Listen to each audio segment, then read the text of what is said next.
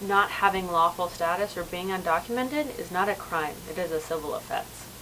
My name is Emily Sim. I'm a junior at Tufts and I study computer science. I grew up in South Korea until I was 8 years old, and then I immigrated to the US, and since then I've lived in like 8 different places in the United States. And yeah, I'm an undocumented immigrant, and that's something that I very recently found out about, which is like an interesting perspective because a lot of people who are my age that are undocumented like have really understood what that identity means from a young age, and like for me that hasn't been the case. So it's interesting how I cope with it versus how other people have coped with it in the past. So like when I first found out, I really didn't understand like what it meant to be undocumented, and 6 months later, the mental, just like the gravity of what it means to be undocumented and the limitations of that really sink in for me. Honestly, like when negative thoughts come, like they come and I have to just kind of dwell in them. There are days that I like shut down because like this semester there was a day that I had a panic attack just because my friend said like where she was going to be working, which is like, first like, wow, like why am I such a shitty friend? It's like literally what I thought. I was like, oh my god, like I should be so happy for this person, but like I physically, like I had like a visceral reaction to it, and I was like, well, that sucks, and that says something about like how strongly I feel about me not being able to participate in this economy. We, on election day, you know, it was 7:30 and I was still in East Boston knocking on doors and trying to get people to go vote. And that right after the election, we started to get hundreds of calls. So we have been working around the clock pretty much in 100%, you know, like crisis mode for over a year now.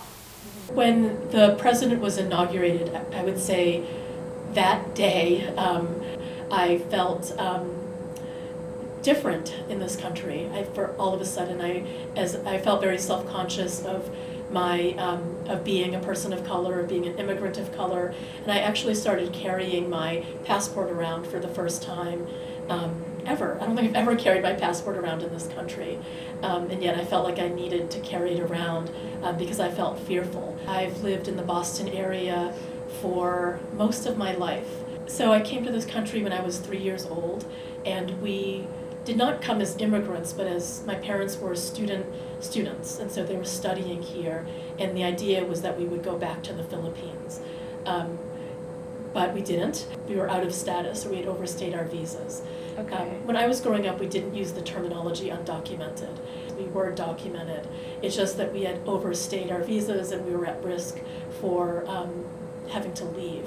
It was in high school that I made the connection that I was an illegal alien, and partly because I had a card that said, I think the card said temporary resident alien. I mean, the word alien is very much used as language, and that word alien stayed with me. And it's like, they use that word in the government documents. And so I knew that the word alien is used to disparage people. They're like, oh, they're an illegal alien.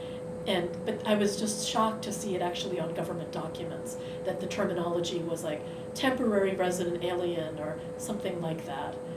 You know, it doesn't sound like much, but like attention is a resource, right? So at the very least, like the least amount of thing we could do is pay attention, right? And like keep educated, like read, look at what's being said, watch the news reports, listen to people's stories, like seek out these videos, that incredible videos people have done from DACA communities, and like they're telling their own stories, and paying attention to that is like, that's a place to start. Literally writing to your senators, like people don't believe in that to work, but like it does. So for people who want to support like a lot of these movements, like do your own research, like don't put it on the immigrant person that you know to like tell you about what's going on in their life and what's going on in the political sphere that regards to their life.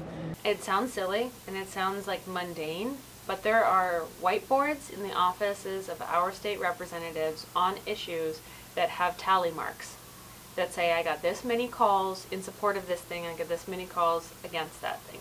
And 10 calls makes a difference. And it can be 10 calls from the same person day after day. It doesn't matter.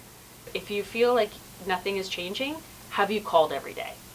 Check that box first, and then see what happens.